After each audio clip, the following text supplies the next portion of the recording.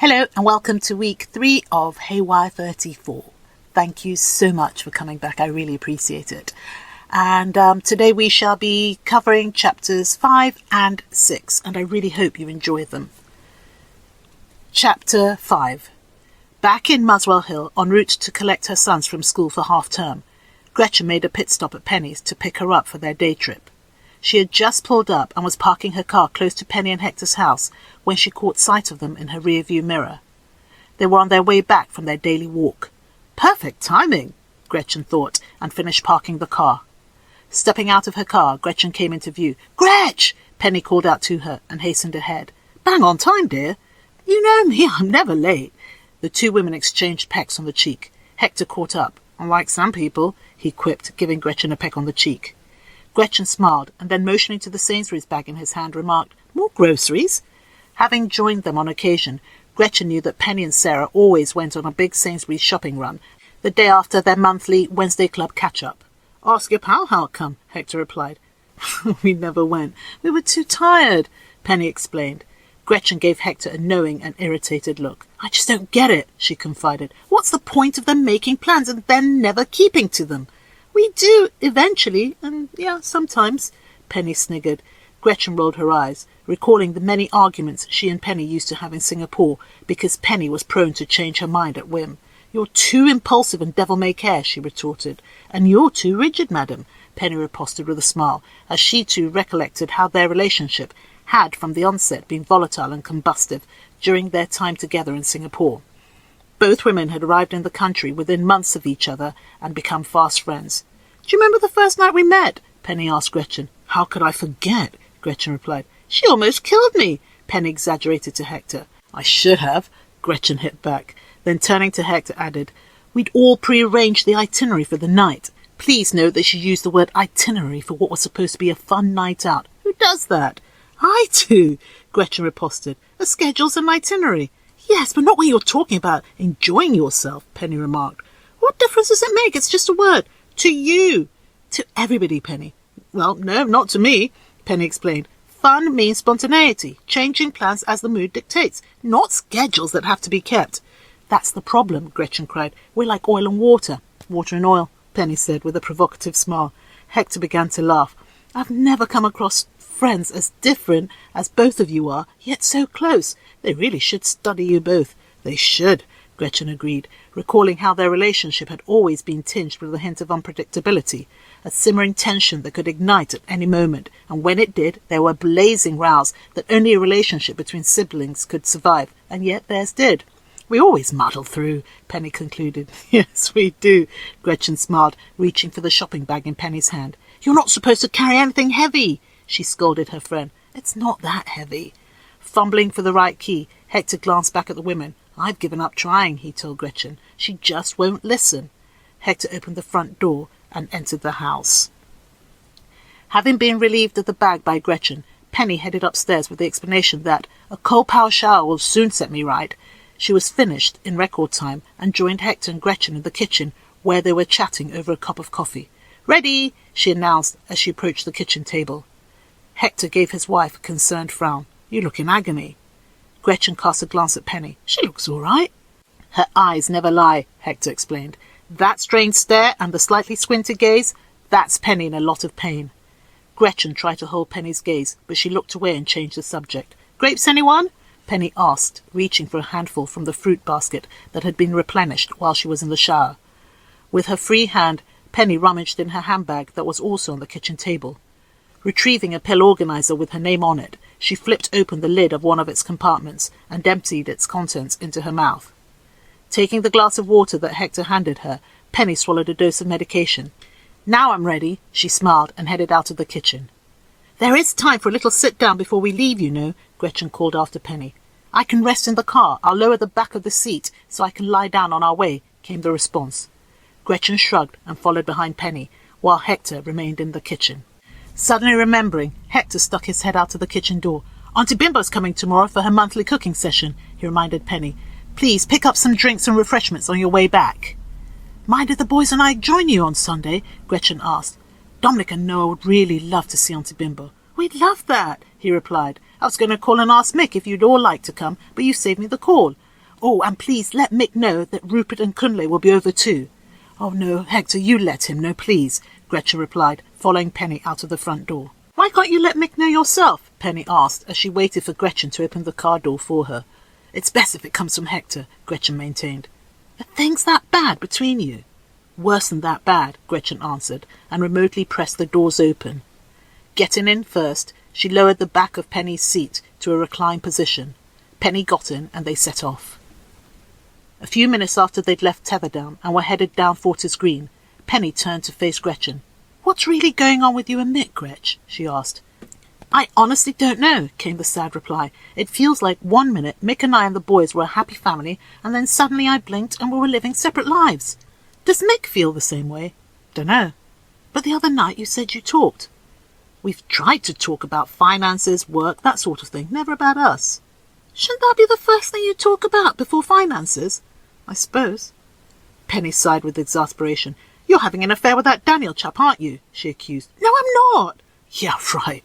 Honestly, Penny, Gretchen said, casting her friend a glance. We've had a kiss. I knew it, Penny shouted. But nothing else has happened, Gretchen insisted. I swear. Staying silent, Penny turned her gaze away from Gretchen. After a moment, she began to speak. Are you going to tell Mick about the kiss? What? Gretchen exclaimed. Have you lost your mind? Sitting up with a wince, Penny turned towards her.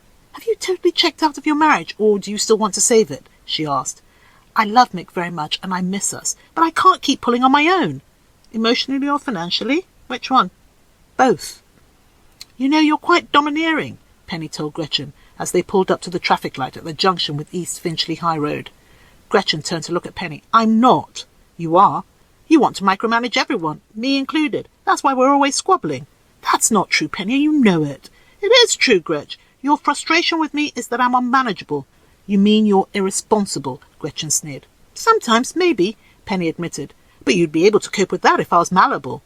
Gretchen stared at her friend in disbelief. The lights, Penny said, pointing to the now green traffic light. Gretchen returned her focus on the road. Setting the car back in motion, she indicated right and turned into East Finchley High Road in the direction of the North Circular Road. Mick is non-confrontational, Penny resumed. He loves you so much that he gave you carte blanche with his life. Everything, even down to the decor of your house, it's all about you and what you want. Sorry, that's not completely true, Penny backtracked. Apart from his conference company, which was started before you, and the measly war for the display of his records, everything in both your lives has been according to your say-so, Gretchen. That's not true, Penny. Okay, Penny conceded. Name me something else that I've missed out. The constant playing of music in the house? Penny spluttered with laughter. Listen to yourself, Gretch. What kind of an example is that? Looking round, Penny noticed that Gretchen was visibly upset. She stroked her arm. I'm sorry, Gretch. I'm really not trying to have a go at you, but if nobody speaks up, you may lose an amazing human being like Mick. Penny smiled. Who else but Mick could get you prancing around the house to music, Gretchen smiled briefly as the recollection of her and Mick, silly dancing, fleeted through her thoughts. He's so serious now, Gretchen said, as if thinking aloud. With you, Penny clarified. Since his company went bust over lockdown, you've sucked in control of that aspect of his life too, with your constant badgering about what he should be doing to remedy the situation. But I can't carry us on my own. Penny paused and looked at Gretchen. What if, God forbid, something happens to him? It'd be just you carrying, correct? Gretchen didn't answer. Penny sighed. Have you ever considered the possible emotional impact losing his once very successful company could be having on him? The man's probably depressed. I'd be depressed. You'd be depressed. True. So cut him some slack, Gretch. Allow the man to heal, to exhale, to just bloody be. Gretchen stared thoughtfully into the distance. And if you're looking for a fight, bring it my way. No, Gretchen exclaimed wearily. You're too combative for me. Of course you'd think that. You prefer your targets to be sitting ducks. No, Gretchen disagreed. There are sitting ducks, there are confrontational characters, and then there's you, Penny. You, lady, are a whole different grade of confrontation, especially since your pain worsened. Penny looked genuinely surprised. I know that as my pain increases, my bandwidth reduces, and I don't ignore as much as I used to. But that's only when people are being stupid and irritating. Then let's say that your interpretation of stupid and irritating has greatly changed to encompass more. Seriously? Seriously, Gretchen affirmed. Ah, poor Hector. What poor Hector? Gretchen exclaimed, giving Penny the side-eye. "The two of you understand each other. It's the rest of us that are casualties of your bandwidth." Bursting into laughter, they exchanged knowing glances. End of Chapter 5. Chapter 6.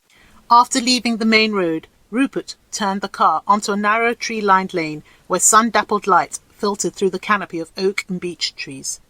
A few minutes later, Sarah and Rupert pulled up to an old country house with a stone facade and a gabled roof. "They're here!" a petite and elf-like elderly lady announced as she came quickly from behind a hedge. It was Gwendolen, Sarah's mother. She and Henry, Sarah's father, were famous in their own right. Gwendolen was a renowned microbiologist who studied extremophiles, bacteria that can survive in the harshest environments. And Henry was a successful travel writer and playwright who, in retirement, took to writing memoirs of their travels around the globe. He loved travelling and writing, and when they were younger, Gwendolen's work took them to remote and inhospitable pockets of the world that offered Henry great material and ideas for his work. Hurrying towards the car, Gwendolen tugged at the garden gloves on her hands, removing one just as she got to the car. Sarah hastened out of the car. "Mummy!" she cried as she rushed into her mother's arms. "Darling!" her mother whispered, hugging her tightly. "It's good to be home. It's wonderful to have you home," her mother replied, kissing her on the forehead. The elderly lady started back with her mouth wide open. "You've got blue hair," she spluttered. "She's got blue hair," she repeated, looking towards Rupert, who was getting out of the car.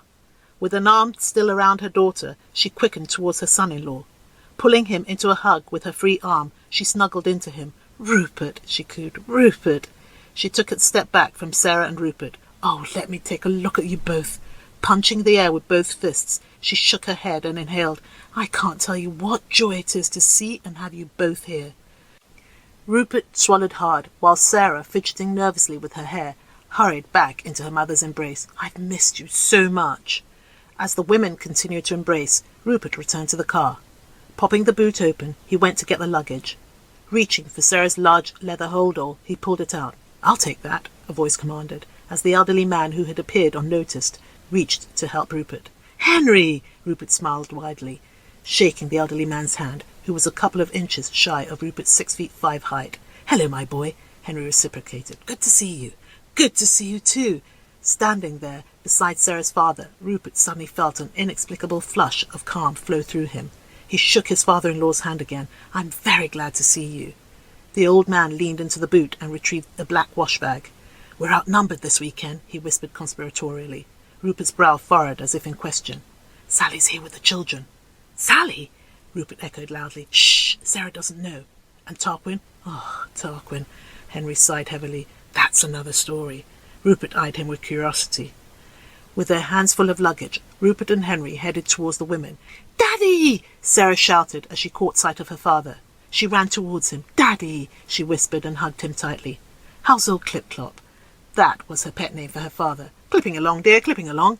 He did a double take. "Your wife's got blue hair," he told Rupert. "She does." "Why?" "Why not?" Sarah retorted. "It suits her," Rupert added. "Stop encouraging her," Henry playfully chided his son-in-law. "She'll get wilful like the rest of the women in this family." "Ignore him, Rupert," Sarah's mother said. "No, Gwendolen," Rupert replied with a smile. "Ignore in haste, repent in leisure."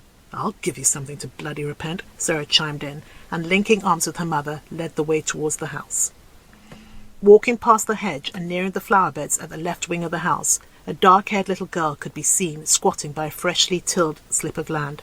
She was uprooting what looked like freshly planted buds. "Sally!" Gwendolen shouted to someone inside the house.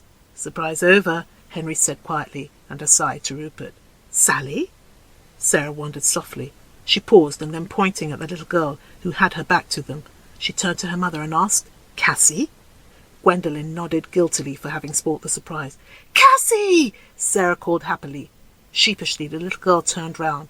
Her brown eyes widened with delight. "Auntie Sarah!" Rupert caught her attention. "Uncle Rupert!" She squealed even louder and jumped up. She raced towards him, but was intercepted by Sarah. "Oh, no, you don't. Auntie Sarah gets the first hug." And grabbing her giggling and excited niece, Sarah swooped the little girl into her arms and smothered her with kisses. Just then, the soft melodic jangle of wind chimes sounded. "We've gone new age," Henry quipped aside to Rupert, who chortled quietly. The party of 5 walked to the back of the house, where the large lawn stretched towards the summer house. They veered left and entered the snug by an open side door. Setting Cassie free to run to Uncle Rupert for her treasured flying swings, Sarah looked around her favourite room in her parents' house. "Oh, the memories," she smiled. And boo! The loud shout resounded as a figure came tumbling out of the curtains in a fit of laughter. "Sally!" Sarah screamed at her sister. "You'll be the death of me one day." "She'll be the death of us all," Henry added dryly. "Daddy!" Sally scolded playfully. "Let them settle in first." "My lips are sealed. It's not my story to tell." "Story?" Sarah inquired, looking from her sister to her father. Neither responded. "Mummy, don't look at me," came the response as Gwendolen made a hasty retreat. "Come on, Rupert," Henry told his son-in-law, leading him, bags and Cassie in hand, to the room that was always reserved for him and Sarah. Sally and Sarah hugged each other tightly. It had been a year since they'd last seen. "Aren't we all supposed to go over to you in a few months' time for Christmas?" Sarah asked. "You were, but you aren't anymore." "Oh? We're here now instead." "Where's Tarquin?" Sarah checked. "Back in Sydney." "You've left him, haven't you?" "Yes." "Why?" "Mummy, Mummy!" a little voice cried from the next room, which was Henry's study. It was a traditional study, the walls of which were lined with dark wooden bookshelves filled with leather-bound volumes on history, philosophy, and literature. A sturdy mahogany desk sat in the centre of the room, adorned with a large vintage typewriter and an antique brass lamp, which, when switched on, cast a warm radiance on the richly stained hardwood floor. A Chesterfield leather armchair and a matching ottoman sat in a corner, and on the adjacent wall a collection of framed maps and antique prints offered glimpses into Henry's travels and interests. The room smelt of worn leather, ink, and the faintest hint of tobacco.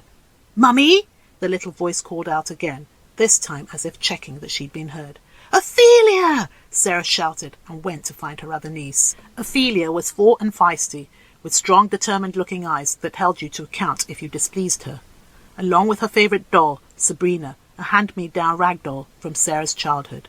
Ophelia lay on the ottoman in Henry's study. From the first time she was brought for a visit, the study was the only place in the house where Ophelia would settle for an afternoon nap. Rubbing her eyes, the little girl squinted at the figure that was hurrying towards her. "Auntie Sarah!" She smiled and bolted up. "At least you still love me," Sarah said, and swept Ophelia into a tight hug. "You've grown." "Mm-hmm," Ophelia nodded, Sabrina the rag doll in hand and still rubbing her eyes. As Sally gathered up the bedding, Sarah gently carried her sleeping niece out of the study in search of Gwendolen. Navigating the familiar corridors of her childhood home, she made her way towards the kitchen, where she found Gwendolen tossing a colourful salad. The kitchen was a spacious room, with a vaulted ceiling and exposed wooden beams that hinted at the age of the house. Its walls were adorned with a mix of antique plates, while a large farmhouse table, its surface worn smooth by generations of use, occupied the centre of the room. Upon the cool stone-tiled floor and against a wall stood a well-loved Aga, radiating a gentle, comforting heat that permeated the entire space. Cherished and well-used copper pots and pans hung from an overhead rack. Deeply inhaling the aroma of freshly chopped vegetables and herbs that filled the kitchen, Sarah smiled thoughtfully. The kitchen had always been the heart of the home. It has seen it all, she smiled to herself. Tears, laughter, hangovers, breakups, make-ups, every aspect of our lives. Gwendolen looked up from her task, her eyes softening as she took in the sight of her granddaughter nestled in Sarah's arms. "Look who I found in the study," Sarah announced. "How about some Marmite and toast while I finish off cooking?" Gwendolen asked her grandchild. Ophelia nodded eagerly. "Will you do the honours?" "Sure," Sarah said, and putting her niece to sit at the table, began making the sandwich. "It's such a lovely day. I thought it'd be nice if we all ate in the summer house," Gwendolen suggested. "Yay!" Ophelia cheered. "I guess that's settled then," Sarah confirmed. Nestled at the end of the sweeping lawn, the summer house was a quaint wooden structure that was painted a soft shade of pale blue. It fitted in nicely with the surrounding gardens. French doors opened from its small porch into the main room, where sunlight streamed through large windows, bathing the space in natural light. There was a wicker sofa and armchairs, which were arranged around a coffee table. Floral-patterned cushions and a thick woven rug added a touch of colour, while bookshelves that lined one wall offered a diverse collection of reading material, from novels and biographies to travel guides. This was the family's favourite hangout spot in summer. After their meal, as Ophelia and Cassie played hide-and-seek in and about the hedges, the adults moved to the small porch of the summer house. There they relaxed with another bottle of wine and light conversation. With her nieces out of earshot, Sarah was done with the small talk. "So," she began abruptly, "what's the story with Tarquin?" "He's gay." Sarah spluttered. "He's what?" "Gay," Sally confirmed. Sarah looked around at the rest. Nobody seemed surprised at the news, including Rupert. She cocked her head at him. "Did you know about this?" "Yes," he confessed, and then, seeing the expression on his wife's face, added, "I found out today." Meanwhile, Sally turned to her father. "Not my story to tell, Henry shrugged. "I was showing him my memoir on your mother's field work on extremophars in Ethiopia, and we touched on the subject." "Huh?" Sally grunted. "Quite the leap from Ethiopia to homosexual son-in-law in Australia." "Yes, you know me. I like to travel," Henry quipped. Gwendolen smiled. "You wrote a memoir about your travels with Mummy?" Sarah asked. "I did." "Did you know about this, Sally?" "It was mentioned." "And you, of course, knew," Sarah said to Rupert. "Only today." "And nobody thought to tell me?" "I would have, darling," her father told her. "When?" "At some point. It's not that important, Sarah." Her father smiled. "It's just the ramblings of an old man about his very clever wife, of whom he is very proud." "Are you getting paid for it?" "Yes, most handsomely." "So, someone thinks it's important enough to pay you handsomely for it, and you don't think it's important enough to tell your daughter," Sarah pouted. "Sarah!" her mother intercepted. "You're making a fuss over nothing." "Am I?" "Yes!" her parents and sister chorused. Sarah shook her head in exasperation. "You just don't get it," she told them, and headed out of the summer house. Rupert stood up to follow her, but Henry stopped him. "She's angry with me. It's best I go." Like she used to when she was little, Sarah retreated to the pond. She always went there to think, sulk, or count the goldfish. Having found her there after many an outburst, Henry knew where to find his daughter. "Hello, Stroppy Socks," he said, sitting down beside her on the bank. "Hello, Clip Clop. I was going to tell you about the memoir, you know." "I know." "And Sally wanted to tell you herself about Tarquin. It's her story." "But you told Rupert before you told me." "Yes," he said, taking his daughter's hand. "Sally's your sister. Wouldn't you rather the news came direct from her?" "I suppose." "Suppose indeed," Henry scoffed. "You'd have thrown a strop if she hadn't been the one to tell you." Sarah frowned at her father. "We've been here for hours, and she hadn't said a word. I had to force it out of her." Henry stared back at her with concern. "What's really bothering you?" "Rupert's having an affair." Henry flinched. "Rupert having an affair? I don't believe it." "I'm still trying not to believe it myself." "Did he tell you?" "As if." "So what proof do you have?" "I believe he arrived back in London on Wednesday night, but didn't come home until late Friday night." "So? Why didn't he come home then?" "He probably had late meetings and decided to stay in town." "He spent all Friday night on his laptop." "He was probably working, Sarah. The weekend's our time, as he is showing by being here with all of us." Sarah was determined to convince her father. "There was a call on the way here and he didn't answer it," she told him. "Good man. People shouldn't drive and use their phones. I can't bear it when they do. It's irresponsible." "He wouldn't let me answer it for him." "Why should he? It's his phone, not yours." "Daddy, you're being obtuse." "And you're being very silly, my darling," he hit back. "I still haven't heard one shred of evidence that signals an affair." There was a text message that said, "I'm looking forward to round 2. Henry burst into raucous laughter. "Round 2? He laughed some more. "It could be of chess." "Rupert doesn't play chess." "It could be anything, Sarah." Sarah began to pout again. "He's been so distant and snappy this weekend." "And you're very touchy, my dear. If your behaviour in the summer house is anything to go by, the poor chap's probably fed up to the back teeth. I know I would be." "Daddy!" "Now look here, Sarah Jane," her father scolded. "You need to lighten up." "What do you call this, then?" Sarah asked, playfully tugging at a lock of her blue hair. Her father burst into laughter again. "An accountant with blue hair." He laughed some more. "It's a start, I suppose." "How's Penny?" he asked suddenly. "Her pain condition is worsening, but she's still Penny," Sarah smiled. "I've always liked Penny," Henry declared. "I know. She should have been a writer, you know," Henry mused. "Funny you should say that," Sarah exclaimed. "She told us she was contemplating a career change to writing." "Good girl!" Henry cheered. "What sort of writing?" "Fiction." "Excellent! I remember some of the compositions she wrote as a child. They were very good indeed and imaginative. Oh, I wish her well. And if there's anything I can do to help, please let me know, Sarah." "Thanks, Daddy. She'll really appreciate you having said so." You must bring her and her husband down on your next visit. I shall. Are we feeling better now? Yes. Shall we join the others? Sarah nodded. Standing up, she gave her father a hand up, and they returned to the summer house after a detour to find Ophelia and Cassie. The children looked exhausted, so, carrying a child each, Sarah and her father returned to join the rest of the family. Depositing the girls on either end of the large wicker sofa in the main room of the summer house, Sarah covered her nieces with a couple of sofa throws, and then returned to the patio. Sorry for my outburst earlier on, she apologized as she joined the others. Apology accepted, Sally said, and hugged her sister. And I'm sorry about Tarquin, Sarah added. C'est l'amour, Sally shrugged. How can you be so casual about it all? Sarah asked her sister. Amor cried out, Sally admitted. Sarah looked at her parents. He can't be gay, she insisted. He's got children. And? Gwendolen replied. And? Sarah couldn't find the words. You can't just get up one morning in your 40s after 12 years of marriage and with 2 children and say you're gay. He must have known it before, if he is. My point exactly, Henry grizzled. The man's a cad. Maybe he wasn't sure, Gwendolen supposed. Not sure? Henry blistered. You know if you're attracted to a man or a woman, and if you're a man who's attracted to a man, then you don't go and marry a woman under false pretenses. It's as simple as that.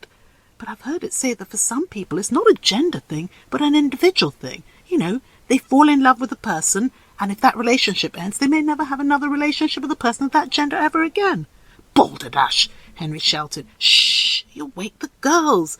Gwendolen remonstrated, and then, resuming her point, told her husband, people are different. How did he get it up to make 2 children? Sarah wondered aloud, interrupting her parents back and forth. Don't be vulgar, Sarah Jane, her mother chided. But, on that issue, my point could very well be the explanation for that. Perhaps Tarquin fell in love with Sally the person, and not Sally the woman, and therefore was able to have a romantic relationship with her. And he had no urges for men before or during that time? Henry demanded. That's irrelevant, Gwendolen replied. Sally had other boyfriends before Tarquin. It didn't mean nor stop her from falling in love with Tarquin. If you're in love with a person, that's all you can think of at the time. Well, he couldn't have been in love with me then, Sally interrupted. He not only had urges, but he had sexual relationships with numerous men during our marriage. Jesus Christ! Henry gasped and fell silent. Rupert, who'd been silently following the debate, leaned forward. Sally, he began thoughtfully, were there no signs ever? You know, a feeling that you maybe brushed aside that something wasn't quite right? Never. Well, except the cross-dressing, but that doesn't mean you're gay. Oh, my God! It gets better. Henry had heard enough. He went to check on his granddaughters inside the summer house. Turning to face her daughter, Gwendolen remarked, You never said anything about him being a cross-dresser. Sally let out a wry laugh. What was I meant to say? Mummy, darling, I've just caught my rugby-playing husband in my dress. And it fitted? Sarah gasped, sizing up her petite sister. Sally laughed louder. No, I was being flippant, she said.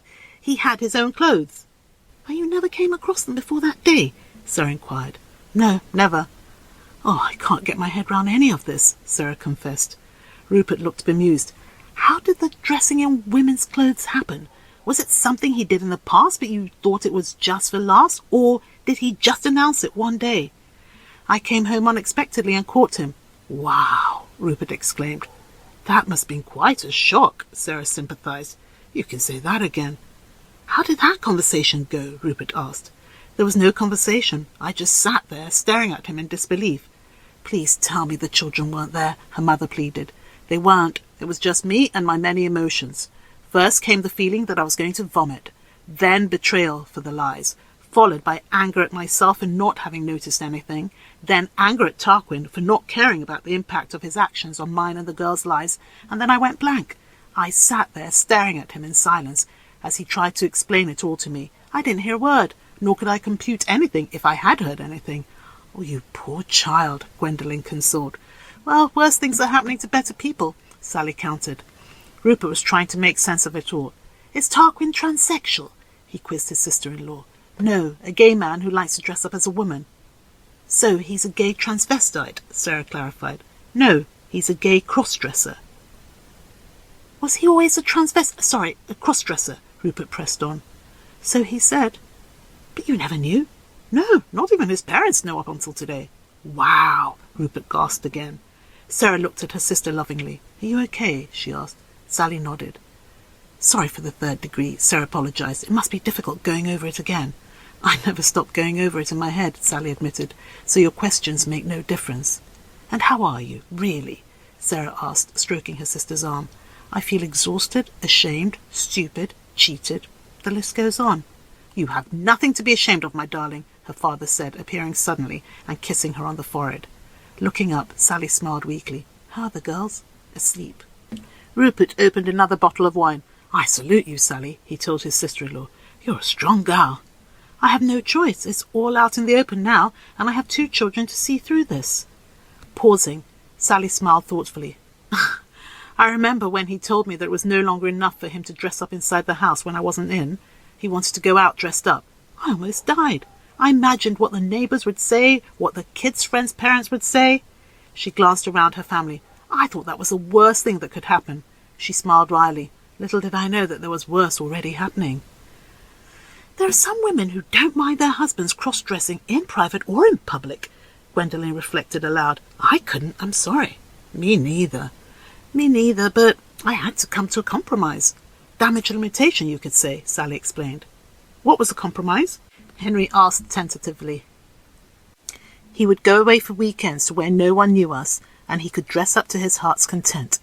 Sally paused. "I know it's Tarquin's right to live his life as he chooses, but the kids and I have rights too. It's wrong of him to inflict them on us without our consent." "Exactly my point, Sally Ann," Henry shouted. "I don't care what a man's proclivities are. That's his business. But don't marry my daughter without first letting her know that you have them. It's dishonest." Gwendolen sighed. "I still find it hard to believe that Tarquin married her under false pretenses. I really believe that he thought his feelings for Sally were greater than and could override his inclinations." "Well, they weren't and they didn't," Henry scoffed. "And the girls? How are they doing?" Sarah wondered. "I haven't told them anything." "So you'll be going back to Australia?" "No." "Do the girls know this?" Sarah questioned on. "Not exactly." Sarah cast her sister a concerned glance. "They must be missing Tarquin." "Yes, and he's missing them too. But him being well known out there, it's big news in Australia, and I need to protect my children. When the dust settles, I'll take them to see him." "This is all very sad," Rupert declared. Sally paused. She looked deep in thought. Then, musing aloud, she said, "Life is funny, you know. I used to think that the worst thing that could happen would be if Tarquin was unfaithful with a woman. Now, having experienced what I have, him having an affair with a woman would be like a walk in the park." "Really?" Sarah asked, looking visibly taken aback by her sister's comment. "It would kill me." She flashed Rupert a glance, as did Henry, but he listened on with an innocent look on his face. Sarah continued with added vigour. "Infidelity is infidelity." "The act, yes," Sally agreed, "but the gender part, no. With another woman, there's an essence of fair play.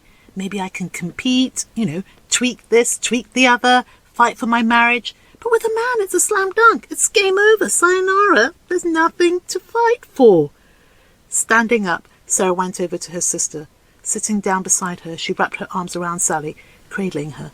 "I'm so sorry," she said, teary-eyed. "For what?" "For your pain, for what you went through out there on your own, and for not knowing how to make you feel better now." "Time heals all," Sally proffered with a brave smile. "But until it does, you're hurting and—" Sarah burst out crying. "Don't you dare, or you'll start me off." Sally smiled, as her eyes brimmed with tears, which she quickly wiped away with the back of her hand. Wiping her eyes with the hem of her Flora Maxi, Sarah forced a smile. "And I'm glad that you're home now, and we're all very proud of you, our survivor." She hugged her sister tightly. "My baby sister, who's much braver than me."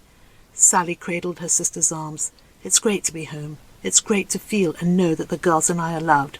There's no place like home, is there?" "No," Sarah said, catching Rupert's saddened gaze. End of chapter 6. Wow, that's quite a lot for Sarah's family to take on.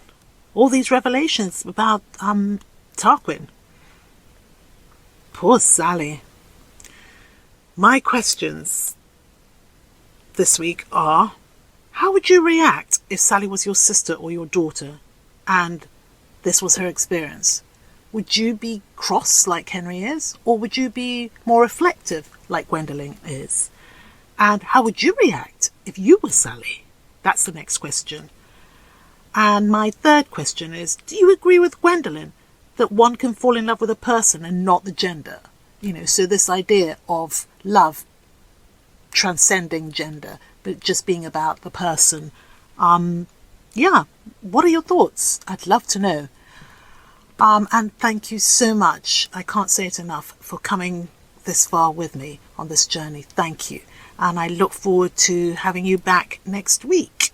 Until then, thank you so much again, and have a fantastic week ahead, and take care. Bye-bye.